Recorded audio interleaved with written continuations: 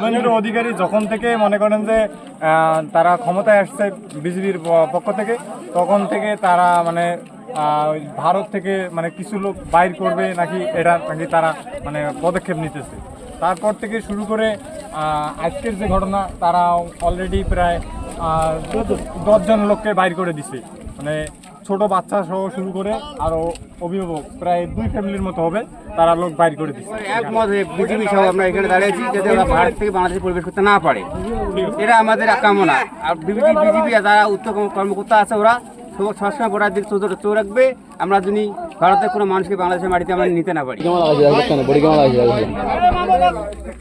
রাত 3টের সময় পার করে দিচ্ছে আমাদের বাংলাদেশের বিজেপি, আমরা পাবলিক সহ আবার ঢুকিয়ে দিচ্ছি ভারতে। আগে আমরা সবসময় আসতাম, ঘাস টাস কাটতাম, কিন্তু ভোট হওয়ার পর থেকে শুভেন্দু অধিকারী যখন থেকে ভোট পাইছে, ভোটারে খুব গ্যামজাম চলতেছে।